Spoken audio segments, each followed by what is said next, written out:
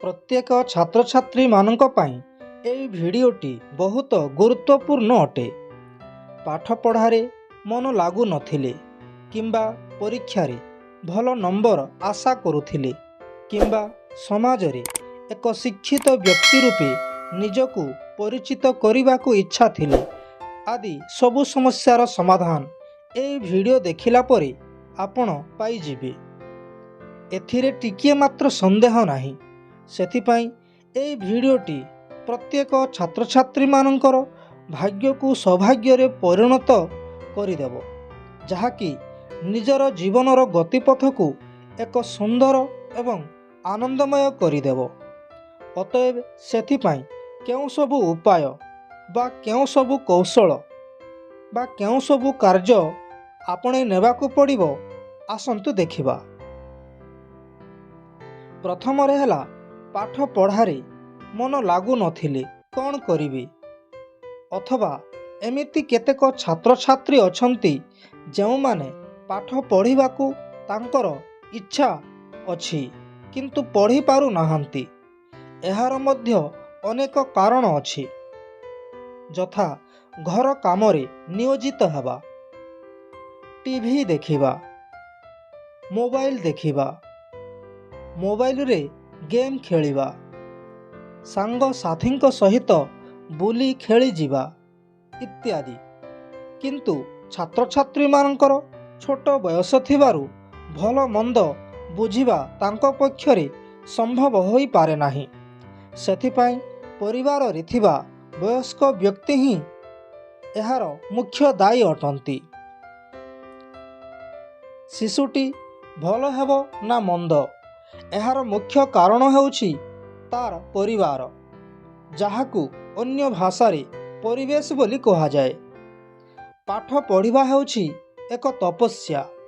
अतएव जेपरि तपस्या करिबा पाई एक शांत परिवेश निहाती दरकार, सेहीपरि पाठ पढ़िबा पाई एक शांत परिवेश नितांत जरूरी। अर्थात पाठ पढ़िबा समय रे शिक्षार्थी को कौनसी प्रकार रे हेउ ना काहेकि कौनसी बाधा बा असुविधा हेबार उचित नुहे। तापरे पाठ पढ़िबा पाई एक योजना प्रस्तुति नितांत जरूरी।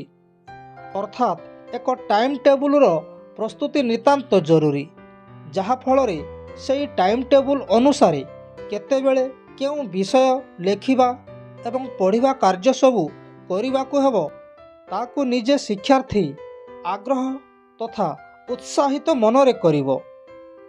जो छात्र छात्री मानक मनरे पाठ पढ़िबाकू आग्रह नाही, पाठ पढ़िबा बहाना रे जेते अधिक समय बसिथिले भी किछि लाभ हुए नाही। अतएव जेकोसी कार्य हेउ ना काहेकि जदि मनरे आग्रह नाही, तेबे सेई कार्य सफल हेबा संपूर्ण असंभव। सबुबेले नुआ जिनिष विषय रे जानिबा एवं शिखिबा एई उद्देश्य रखी आग्रह सहकारे पाठ पढ़िबा उचित। तापरे पाठ पढ़िबा कार्य को जेतिकी अधिक समय देई पारिबा सेतिकी भल हेबो। जो कार्यटी निज जीवन को सरल और सुंदर करिदेबा सहित समाज रे एक उच्च सोपान को नहीं जीवो, तेबे सही कार्य को आमे काहीकि गुरुत्व देबा नाही। अतएव दिनर 24 घंटा मध्यरु सर्वाधिक समय पाठ पढ़ारे बिताई देबा उचित। तापरे सबुठारु गुरुत्वपूर्ण मूलमंत्र हेउछि शिक्षार्थी जहा किछि पाठ करुछि ताकू न देखि निज भाषा रे लेखिबा। एई अभ्यास बारंबार करिबा फलरे शिक्षार्थीर मेमोरी पावर वृद्धि हेबा सहित मनर एकाग्रता वृद्धि हुए, लिखन शैली मध्य वृद्धि हुए। अतएव एतिकी मात्र अभ्यास जदि निरंतर करे, तेबे जेते बड़ मूर्ख छात्र किंबा छात्री हेउ ना काहेकि ताहार सफलता को पृथ्वीर जेकोसी महाशक्ति हेले भी अटकाई पारिब नाही। सफलता सुनिश्चित। धन्यवाद।